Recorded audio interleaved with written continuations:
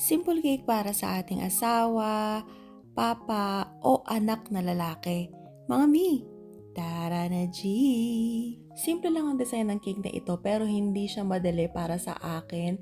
Kung follower kita, alam na alam mo na hindi talaga tayo magaling sa pagpapantay. Siyempre, I'm still trying my very best para maisaayos yung pagsusulat natin sa cake, yung mga lines na dapat pantay-pantay, na dapat gitna.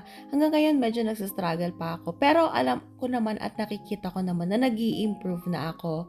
Color teal pala ang color ng theme ng cake natin, pero yung pinaka-base cake natin is color white lang. Ang dedication na pinalagay ni customer is parang yun sa mga puzzle. So, meron siyang nakalagay na husband, son, and then papa.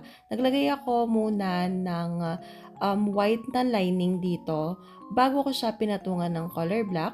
Dalawang purpose niyan. Unang purpose is para kung sakaling magkamali ako dun sa paglaline natin is pwede ko muna siyang burahin and then palitan. Pangalawang reason dyan is para hindi mag-bleed yung color black na icing na ipapatong natin dun sa pinaka-base cake natin.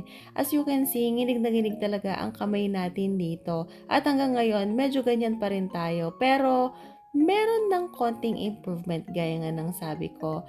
Since nakikita naman ng mga customer ko ang portfolio ko, lagi kong sinasabi sa kanila kung ano ang mga kaya nating gawin at hindi nating kayang gawin para mag-set ng expectation. Hindi ko pa rin mag-gets actually hanggang ngayon kung bakit pagka sa drawing, napakaayos at napakalinis ng gawa ko. Pero kapag ka mga linya-linya or mga dedication na ganito, yung mga malalaki, medyo nahihirapan ako. Pero sabi nga nila, practice makes permanent.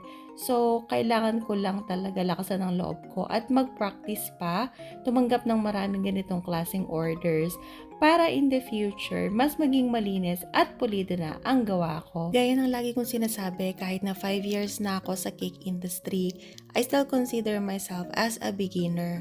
Hanggat hindi ko na ma-master ang kasulok-sulukan ng paggawa ng cake at pag-design ng cake at kahit ano pa related sa cake, tatawagin ko ang sarili ko na beginner. At kaya ako nagva-vlog is para i-share sa inyo ang journey ko, ang mga natututunan ko, ang mga failures ko, para kahit papano makatulong ako sa mga beginners din na kagaya ko. Sa bawat cake na ginagawa ko, hindi naman palaging perfect yan. May mga times talaga na nagkakamali ako, and then may mga times din na nahihirapan ako. Kaya mas prefer kong sinishare yung mga yon.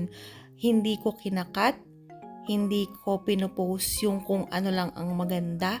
Ang gusto ko makita ninyo ang realidad ng pagiging cake artist.